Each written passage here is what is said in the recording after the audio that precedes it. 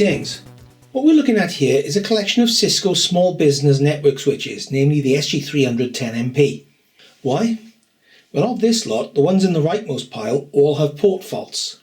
Now, while this may look bad with a quarter of them faulty, I should point out that these were installed 8 years ago as part of a large project involving about 350 small business switches and taken out of service last year. So we're looking at a failure rate of about 3% over a 7-year period. Even less if you factor in 90 Cisco catalysts which went in at the same time, none of which failed. Compare that with the switches which replaced them last year. Those aren't made by Cisco, and we've already had a 4% failure rate in that period, mostly with defective ports in various locations along the top row of the switch. We're not even talking about cheap switches here. These are switches which retail over £10,000 each. Fortunately, those have a limited lifetime warranty covering them for 5 years past the end of sale, but that only applies to the original purchaser. What's the resale value of a 10 grand switch with no warranty and a propensity for losing ports? Anyway, I digress. Back to the Ciscos. As you can see, the faults can vary across the ports. This one's got port 2 dead, port 1, port 3, port 8, ports 2, 3 and 8, and there's one down here as well, just down below, which has ports 2, 4 and 6 dead. The fault tends to manifest itself as a port which can deliver power over Ethernet but can't pass any data. As you can see, the PoE light is on, but the data light is off. This cheap Ethernet tester gives a clue. As you can see, not all of the pins of the defective port are providing continuity. Some appear open circuit. So what's caused it? Could it be the curse of crappy lead-free solder that plagued the Xbox 360s years ago? Can we just reflow the solder to make the problem go away? Let's pop the lid off one and find out. Here's what's inside, and the first thing you'll probably notice are these big blocks.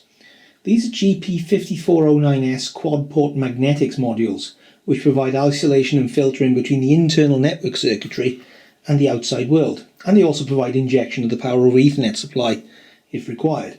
Looking at the datasheet, it's possible to group pins together according to whether there'll be some sort of low resistance between them. And based on that, I've marked alternate clusters of pins on the bottom of the board to make them easier to test. The multimeter is encountering low resistance across most of these clusters.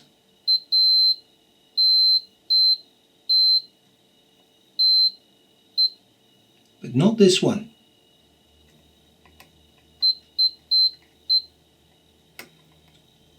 This here is a dead pin.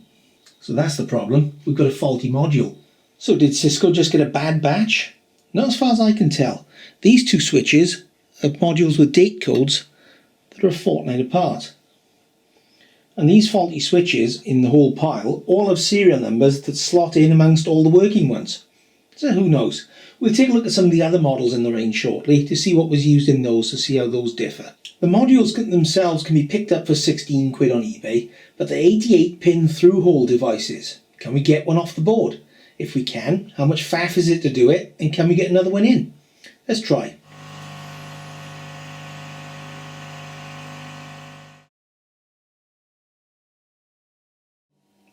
Well, as you can see, that just didn't want to budge. It's still stuck fast. I think the only way you'd have to do that is using a rework station, and I don't particularly want to use my rework station because all the other surface mount stuff will just fall off. So you'd have to basically grind the thing off, I think, and then just desolder the connections individually. Or you could possibly use a desolder pad, but I think these connections are probably so fine you wouldn't be able to get all the solder out of them. So I'm just giving up on trying to fix this. And as you can see, all that heat, it's made no difference. Pin 5 is still dead. And the next bit on my script here was for me to get that off, clean the board up with some desolder wick and flux, and take another one off the other board and then transplant to make one good one and one doubly knackered one. But obviously that's all fallen by the wayside. So instead of turning my attention to the donor board and seeing what makes these tick, let's turn our attention to the other side of this board and see what makes it tick. I've taken this nice high-res photo of the board, and what you've got is a power over Ethernet manager over on the right hand side, control obviously all the power over Ethernet, 3-channel digital isolator, There are a couple of regulators on the board. You can see around, there's the CM3407, there's an MP2307 further over. A bit of RAM, bit of flash, few octal buffers. The 98DX3033 is the brains of the outfit. It's a dedicated sort of Ethernet controller chip, Ethernet controller CPU, sorry. And we've got two quad Ethernet transceivers, one for each set of 4 ports, and a dual copper and fibre Ethernet transceiver from the same family for doing the combined SFP and RG45 combo ports. And that's about it, apart from a few magnetics. You can see at the edge of the board it's got provision for a pair of buttons. I have tested that. All they seem to do is reset the switch instantly, whereas the front panel one, you've got to press and hold it to reset. One of them will just instantly reboot the switch. The other one will reboot the switch as well instantly, but also flashes the lights across the front briefly, which I think is the same as you get when you first power it up. I did film it, but it's even more boring than the rest of this video, so I've cut it out. So that's that switch done with. Let's compare with a few others. That same board is used for the 10, the 10P and the 10MP, which differ in the total amount of PoE they can deliver, which is whether it's none, 62 or 124 watts in total across all 8 of the PoE ports. I've also got here an SG300-10MP, which is a PoE version, which is a PoE plus version of the same switch, albeit with the same power budget. So that it'll still do 124 watts in total, but it can do up to 30 watts on an individual port, whereas this can only do up to 15.4. Again, it uses the same board depending on whether it's the 10PP or the 10MPP.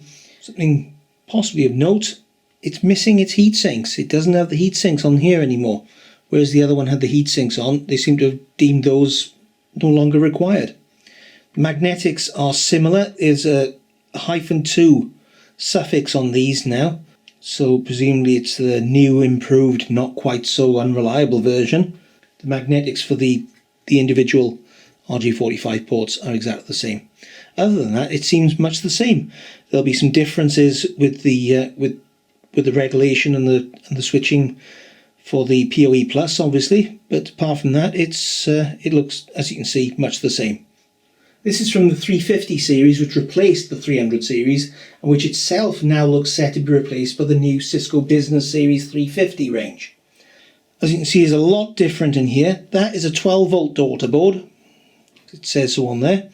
These two power supplies are actually for taking PoE from the copper ports here, because this can actually be powered from an upstream switch, albeit with a much lower output PoE budget. The magnetics have changed to a GP5609S. It's dropped the 2 suffix that was on the other one, but it's a 56 instead of a 54. And there's another daughter board across the front, which is labelled as a PSE board. So that's power sourcing equipment, I think. So again, it might be to do with those again. I'd have to look it up. Different layouts, different chips. Performance-wise, if you look on paper, the performance between these is actually identical, and I believe between the 350s and the new 350s is also pretty much identical. There might be some little tweaks. Software-wise, all the 300 series run the same operating system throughout, so you have one firmware file for all of them. The 350s use a newer version. It's still not Cisco iOS, it's still TextView, and same again then for the new Business 350 series. Again, they use TextView. I don't know if it's the same version or if it's a different one. The PoE versions of these switches use a 48 volt power supply. The PoE Plus versions use a 54 volt power supply. We're trading in one of the SG300 PoE Plus switches, and well, should be able to reuse that power supply on one of these, which is just as well, because the numbnuts installers that said they could do all this installation for us in 6 weeks, and 3 years later they still haven't completed it. They lost one of the power supplies for one of these switches, which makes the switch itself absolutely useless. It's a paperweight. So fortunately we will now have a spare power supply for that, and the brackets fit as well, which is just as well because they lost a load of those and all. Anyway, let's take a look at some of the bigger models. This is an SG300-28. As you can see, it's basically the bigger version of the other, of what you saw just now. 24 ports here, plus a further 4, 2 of which are combo ports. These were fantastic switches. They're fanless, they're low power, I think they tick over about 12 watts, and pretty much bomb-proof. So after we pulled these out of service and replaced them with the newer switches, we put a 6-month warranty on them and flogged all bar a handful of them on eBay.